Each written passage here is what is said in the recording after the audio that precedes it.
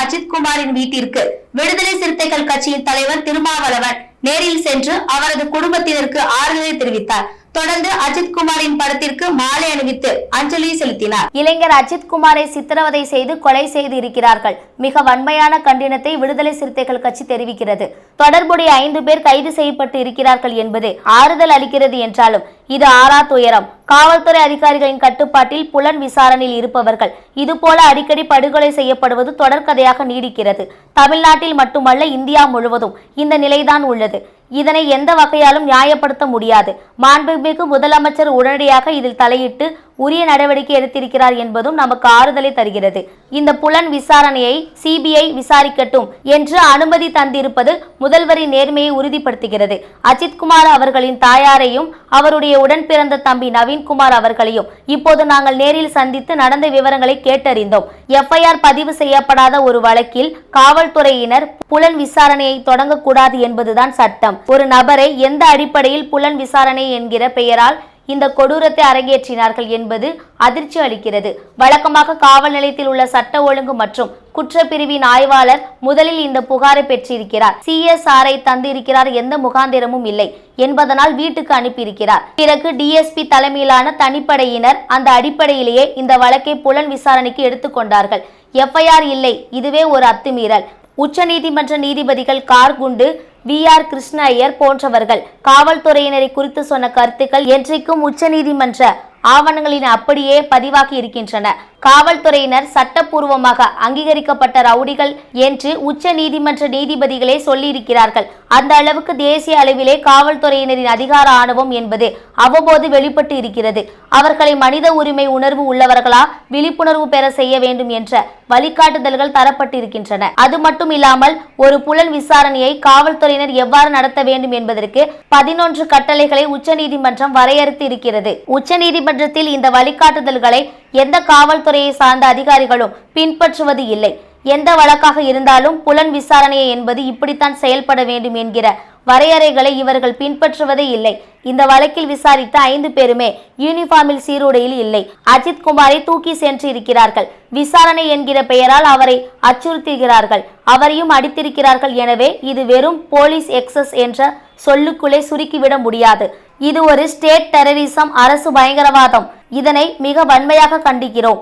முதல்வர் அஜித்குமாரின் தம்பி நவீன்குமாருக்கு அரசு பணி வழங்கப்படும் என்கிற உறுதியை அளித்திருக்கிறார். அரசு வீட்டுமனை பட்டா வழங்கும், வீடு கட்டி தரும் என்கிற உறுதியை மாவட்ட ஆட்சியர் வழங்கியிருப்பதாக சொன்னார்கள். அத்துடன் அஜித்குமாரின் குடும்பத்திற்கு தமிழ்நாடு அரசு 1 கோடி ரூபாய் இழப்பீடு வழங்க வேண்டும் என்று விடுதலை சிறுத்தைகள் கட்சியின் சார்பிலே வலியுறுத்துகிறோம். எத்தனை கோடிகளை கொடுத்தாலும் ஒரு உயிரை மீட்க முடியாது. ஆகவே அரசு திராவிட முன்னேற்ற கழகத்தின் சார்பில், கட்சி சார்பில் இழப்பீடு தொகை வழங்கப்பட்டிருக்கிறது என்றாலும் கூட அரசு அஜித்குமாரின் குடும்பத்திற்கு இழப்பீடு வழங்க வேண்டும் என்று வலியுறுத்துகிறோம்.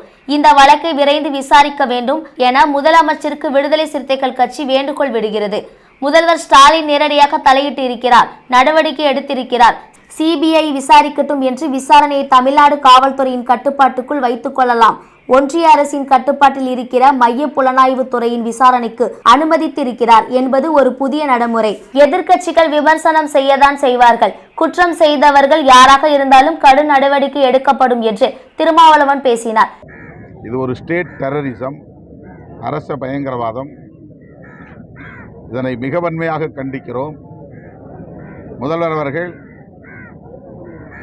நவீன்குமாருக்கு அரசு பணி வழங்கப்படும் என்கிற உறுதியை அளித்திருக்கிறார்.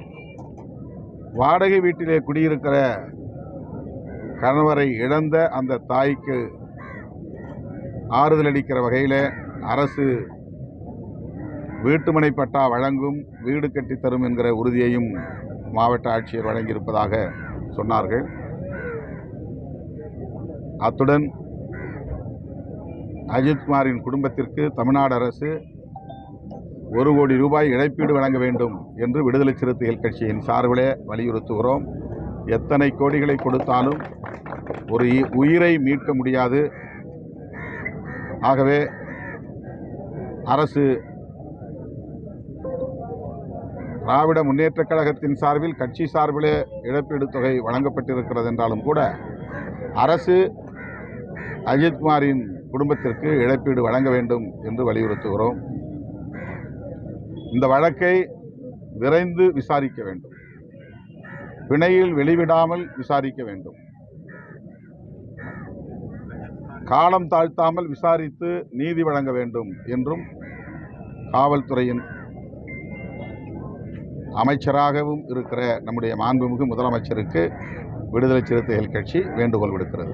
சட்டப்பூர்வமான நடவடிக்கை எடுத்துக்கான்னு சொன்னீங்க, ஆனால் அது நீதிமன்ற கொட்டுதலுக்கு பிறகுதான் அந்த நடவடிக்கை எடுக்கப்பட்டிருக்கிறது அப்படின்ற ஒரு குற்றச்சாட்டு வச்சிருக்காங்க. எப்படி இருந்தாலும் முதல்வர் இதிலே நேரடியாக தலையிட்டு இருக்கிறார், நடவடிக்கை எடுத்திருக்கிறார். சிபிஐ விசாரிக்கட்டும் என்று விசாரணையை தமிழ்நாடு காவல்துறையின் கட்டுப்பாட்டுக்குள்ளே வைத்துக் கொள்ளாமல்